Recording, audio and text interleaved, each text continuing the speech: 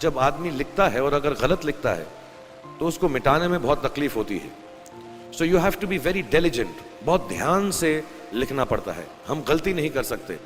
और टाइपेक्स यूज़ करते थे, कभी उंगली फंस जाती थी उसकी कीज़ के बीच में, मगर बहुत मेहनत से, बहुत डिलिजेंस से काम करना पड़ता था। तो जब मैं उस पर टाइपिंग सीखा स्कूल में कॉमर्स करते वक्त, so the only thing I realise is that practice makes you perfect. तो जो भी काम आप जिंदगी में करें उसको डिलिजेंस से करें, ऐसा करें कि कोई गलती ना हो, अपना पूरा दिमाग लगा कर करें, सोच समझ कर करें। ऐसे करें कि ये काम जिंदगी में आपका पहला काम है और इसके बाद आपको मौका नहीं मिलेगा, और शायद ये काम आपका जिंदगी का आखिरी काम है, इसके बाद फिर मौका नहीं मिलेगा। So do it with that kind of diligence. तीसरी चीज़, उन्होंने मुझे कैमरा दी थी, क्योंकि बहुत गरीब थे, वो कैमरा चलता नहीं था बिल्कुल भी, सिर्फ उसके व्यू फाइंडर से बड़ी अच्छी अच्छी तस्वीरें दिख जाती थी, लेकिन खिंचती बिल्कुल भी नहीं थी। और इससे मुझे उन्होंने सीख दी कि जो हमारी क्रिएटिविटी होती है, हम जो भी, कभी कभी हमारी हॉबी होती है, कभी कभी हमारा उससे प्यार होता है, लेकिन हम उसको अपनी नौकरी नहीं बना सकते, अपना काम नहीं बना सकते। बहुत कम लोग ऐसे फॉर्चुनेट होते हैं जैसे मैं हूँ कि जो मेरी हॉबी थी, जिस चीज़ से मुझे प्यार था, कलाकारी से, एक्टिंग से, वो मेरा पेशा भी बन गया। अमूमन ऐसा होता नहीं है, लेकिन जो हमारी कला है, चाहे वो पोएट्री है, चाहे वो लिखना है, चाहे वो पेंटिंग है, चाहे जो भी चीज़, गाना है, अकेले में गाना है, हमारी क्रिएटिविटी ज़रूरी नहीं है कि दुनिया एक्सेप्ट करे। जैसे उस कैमरा की तस्वीरें दिखती नहीं है, लेकिन उसमें देखने से खूबसूरत लगता है हर कुछ, वैसे ही आपकी जो क्रिएटिविटी है वो अपने लिए रखें, क्योंकि ज़िंदगी में कभी ना कभी, कहीं ना कभी ऐसा मुकाम आएगा जब आप बहुत अकेला फील करेंगे।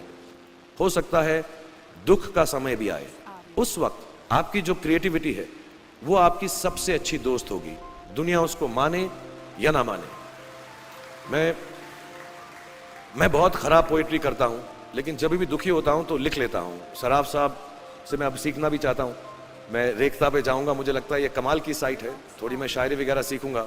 मेरी शायरी बहुत ख़राब है कि हमने तुम्हारी याद में रो रो के टब भर दिए, वो आए और नहा कर चल दिए। इस लेवल की पोइट्री है। लेकिन जब दुख होता है, ये भी बैठकर जब लिखता हूँ तो बहुत दिल को शांति मिलती है।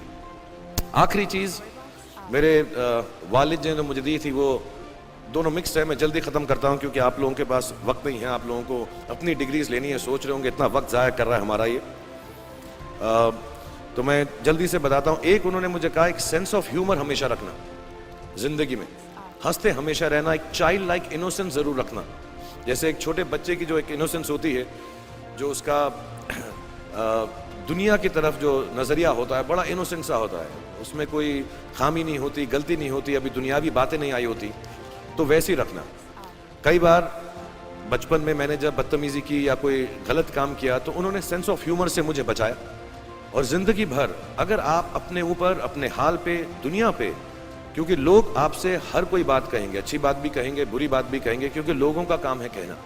अगर आप उसको एक सेंस ऑफ ह्यूमर से देख सकेंगे तो ज़िंदगी जो है बहुत बेहतर रहेगी। And last not the least, what my father gave me, what my mother gave me and what your parents have given you. आपके जो पेरेंट्स हैं, जो आपको दिया है, वो सबसे बड़ी गिफ्ट है, गिफ्ट ऑफ लाइफ। ज़िंदगी की जो ज़िंदगी एक खुद ही सबसे बड़ा तोहफा है हमारी ज़िंदगी, और उसको वैसे ही ट्रीट कीजिए।